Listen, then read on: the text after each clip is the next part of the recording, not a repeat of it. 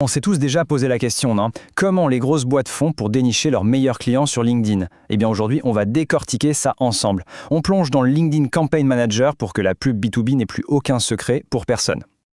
Alors, pour commencer, un chiffre. Juste un chiffre, mais il est énorme. 2 fois. Oui, les campagnes LinkedIn, ça peut générer jusqu'à 2 fois plus de conversions B2B que n'importe où ailleurs. Imaginez un peu, 2 fois plus de prospects, 2 fois plus de contrats. C'est un avantage concurrentiel dingue, et on va voir tout de suite comment aller le chercher.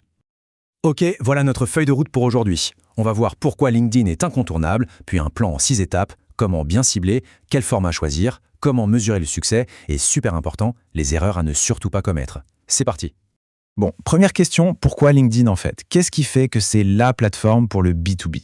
Eh bien, la réponse est simple. Ce n'est pas juste un réseau social. C'est là que ça se passe. C'est le bureau virtuel où les décisions se prennent, où les partenariats se nouent. C'est pour ça que c'est si puissant. Le vrai truc, c'est la qualité de l'audience. Pensez-y une seconde. On parle de plus d'1 milliard de professionnels, des décideurs, des gens qui ont le pouvoir d'achat, des entrepreneurs.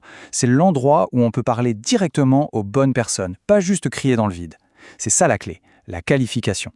Allez, on passe à la pratique. On va voir le plan de match, la structure de base pour n'importe quelle campagne qui cartonne.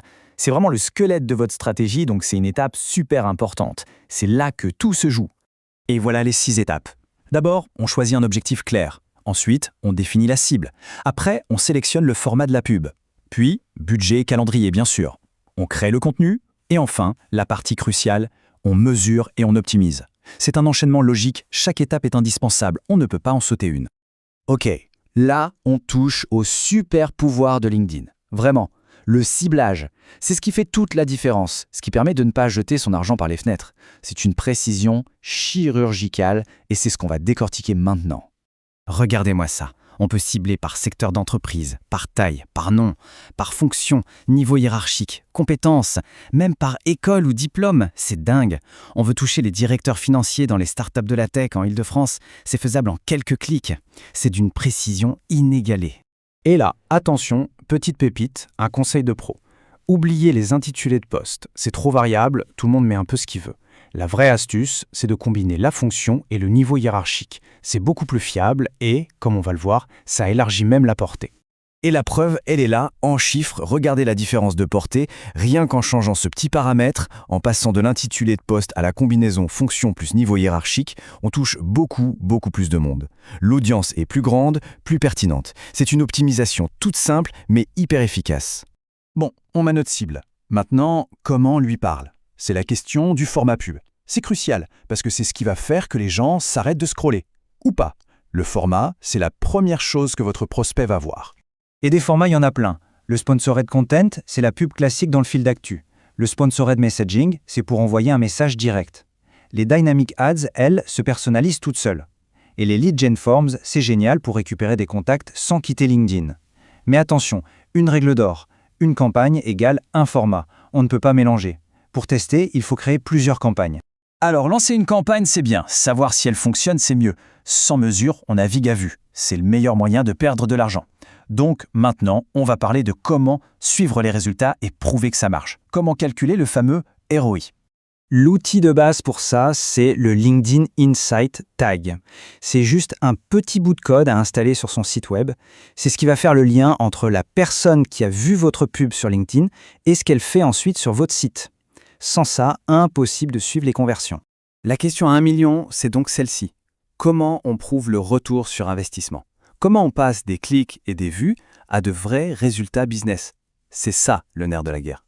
Et la réponse, c'est ce processus. D'abord, on installe Insight Tag partout. Ensuite, dans le Campaign Manager, on crée une conversion. Par exemple, le remplissage d'un formulaire. On lie cette conversion à nos campagnes. Et enfin, on personnalise les rapports pour voir ce qui compte vraiment, comme le coût par lead. Et là, d'un seul coup, tout devient clair. On sait ce qui marche. Bon, pour finir, on va parler des pièges à éviter. Les erreurs classiques que tout le monde fait au début et qui coûtent cher. Si on peut éviter ça, on gagne déjà un temps et un argent précieux. C'est la section des astuces de pro. La toute première chose à faire, c'est ça, désactiver l'expansion de l'audience. C'est une option qui est cochée par défaut et c'est un piège. Ça dilue complètement votre ciblage si précis. Donc le réflexe à avoir, c'est d'aller décocher cette case systématiquement. Deuxième erreur, laissez LinkedIn gérer les enchères en automatique en mode diffusion maximale. Ça, c'est le meilleur moyen de brûler son budget en 2 jours. Il vaut beaucoup mieux passer en enchère manuelle. Ça donne le contrôle sur ce qu'on est prêt à payer par clic ou par impression. C'est nous qui pilotons, pas l'algorithme. Et pour la route, 2 derniers conseils super rapides. D'abord, faites des tests AB. Lancez toujours au moins 2 ou 3 versions de votre pub pour voir ce qui marche le mieux. Et ensuite, pensez à cibler plusieurs langues. Même en France, beaucoup de pros ont leur profil en anglais. Ciblez le français et l'anglais pour maximiser la portée. Voilà, avec tout ça, on a les clés en main. Le plan de match est là. La dernière question, et elle est pour tout le monde, c'est une fois la première campagne en ligne, sur quel indicateur va-t-on se focaliser en premier? Quel est le chiffre qui va vraiment compter? C'est la réponse à cette question qui va guider toute l'optimisation.